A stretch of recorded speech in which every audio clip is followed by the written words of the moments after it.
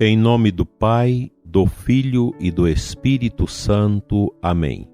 Graças e louvores se deem a todo momento ao Santíssimo e Diviníssimo Sacramento. Espero que você esteja bem, dileto ouvinte, alegre, feliz, com uma fé atiçada pelo dom do Espírito Santo no seu coração. A gente precisa viver da fé como a Bíblia nos ensina. O justo viverá da sua fé. Esta fé que vem do alto, esta fé que vem do Espírito.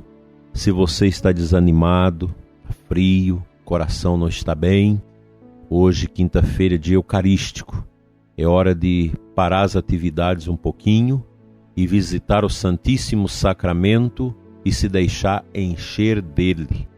Para você também religiosa, você monja que está nos conventos que são silenciosos, mulheres, homens que vivem nesses grandes mosteiros, só para rezar, curtir a pobreza de Cristo, a vida fraterna e os trabalhos do mosteiro. Vocês também precisam de adoração ao Santíssimo. Não somente aquela em que se faz comunitariamente.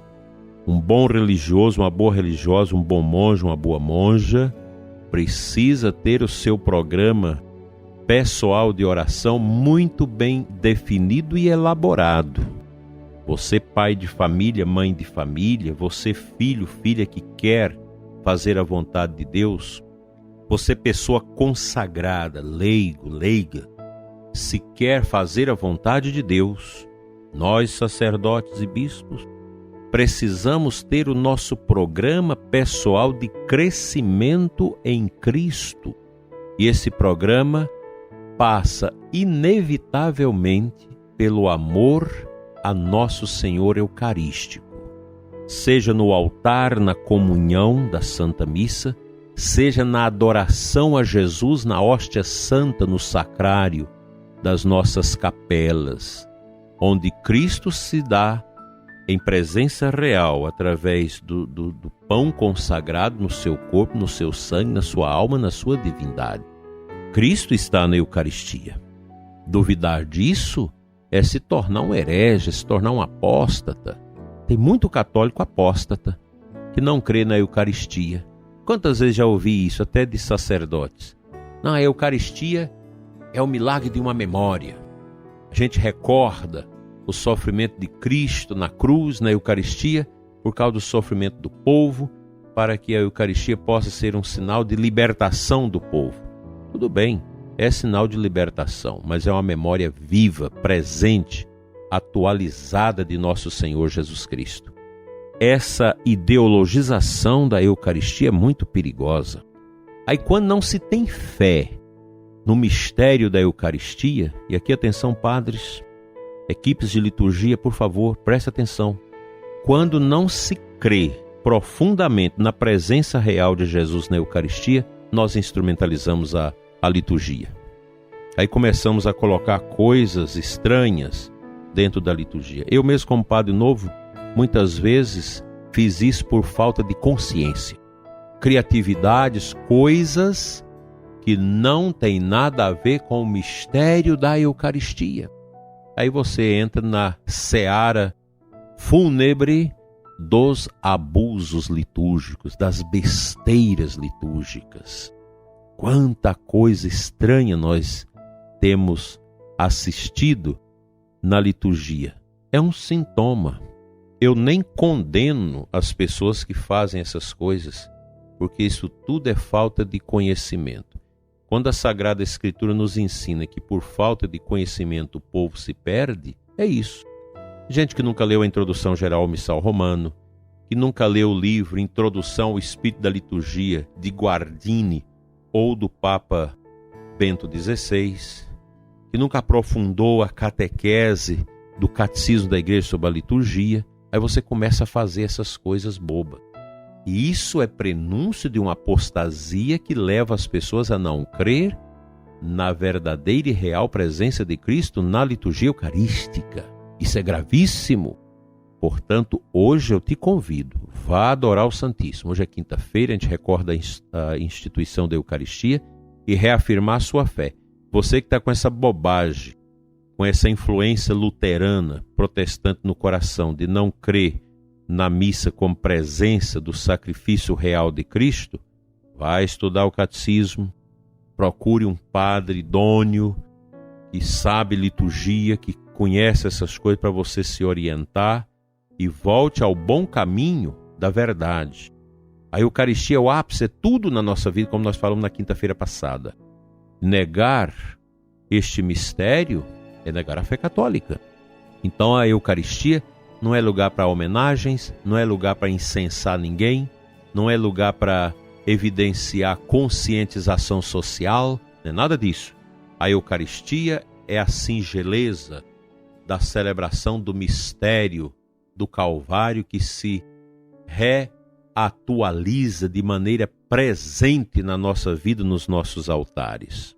A Eucaristia não é uma brincadeira, não é um ato social como nos ensinava o grande ateu Emile Durkheim. Não, a Eucaristia é mistério, incompreensível aos olhos, mas que pode ser acolhido pelo altar do coração.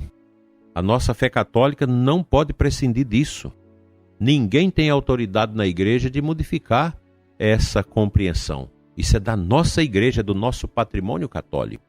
A fé na Eucaristia e o poder do padre, do sacerdote, para celebrar o augusto mistério e pelas suas mãos, pela epíclise da sua oração sobre as oblatas e a oração de consagração, Cristo se faz presente no pão e no vinho, consagrados no seu corpo e no seu sangue.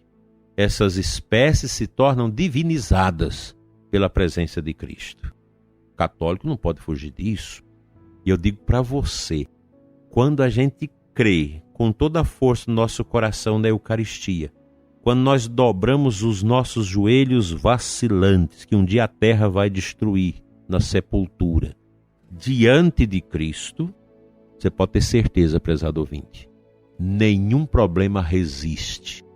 Diante de Jesus Eucarístico, todas as montanhas intransponíveis dos desafios que se apresentam diante de nós se tornam aterradas e planificadas. Confia, adore, busque, jogue fora a sua incredulidade, desfaça das suas dúvidas. Não converse com quem não creia. Largue essas pessoas para lá. Visite os santos. Leia a Sagrada Escritura, adore e tudo mais será diferente.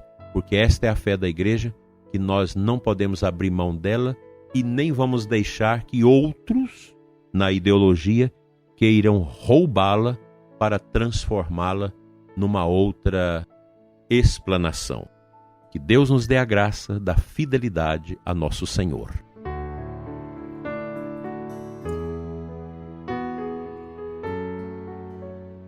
Hoje nós lembramos São Martinho de Tours, esse santo do século IV, que fez uma experiência bonita de dar a metade do seu manto para um pobre. E ali nascia toda uma experiência litúrgica profunda de amor a Cristo no pobre. Quando a gente ama a Eucaristia, a gente ama de verdade os pobres, não com ideologia, não com politicagem, mas com a caridade que vem de Cristo. Olha o que Jesus diz para nós no Evangelho de hoje, Lucas 17, 20 a 25.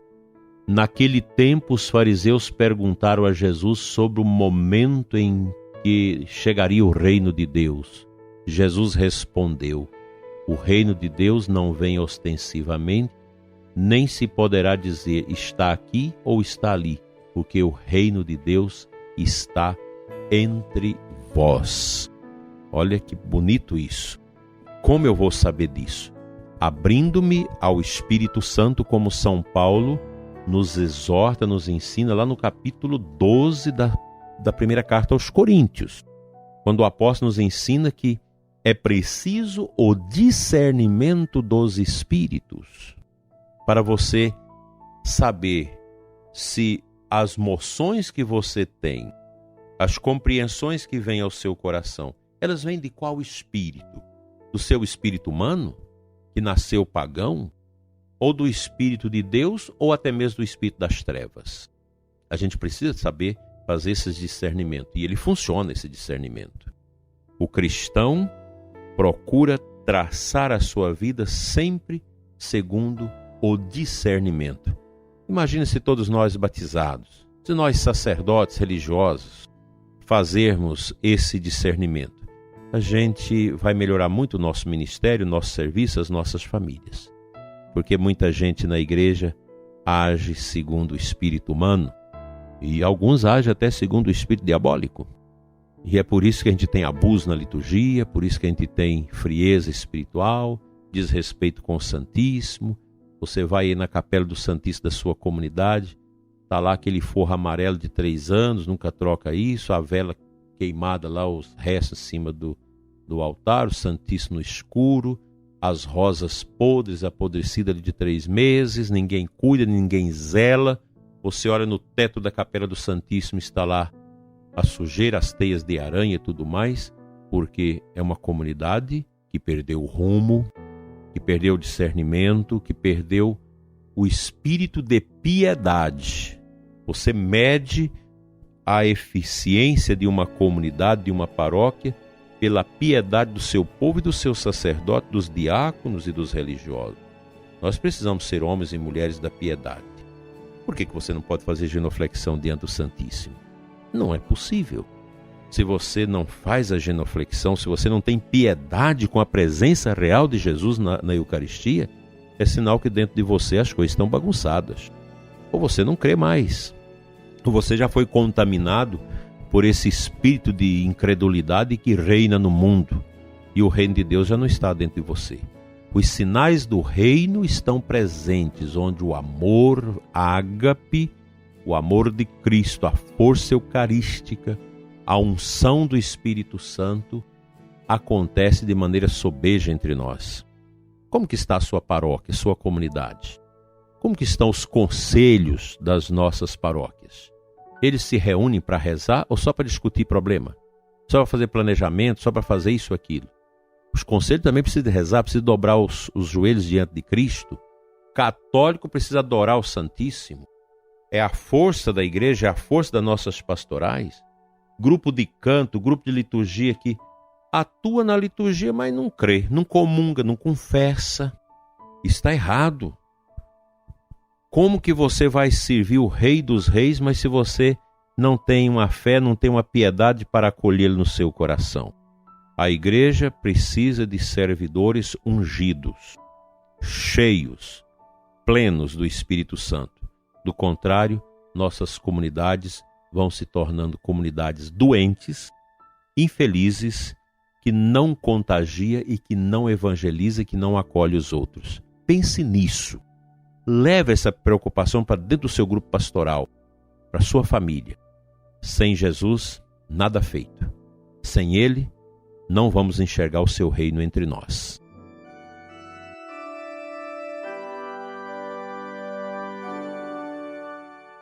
Pai de bondade, abençoa o ouvinte desse programa para que tenha um coração eucarístico, cheio da Tua presença e do Teu amor. Dai-nos, Senhor, esse desejo grande de ajoelharmos diante do Teu Filho Jesus, presente na hóstia pobre e consagrada, para adorá-lo e encher o nosso coração dos sinais do Seu reino, hoje e sempre. Amém.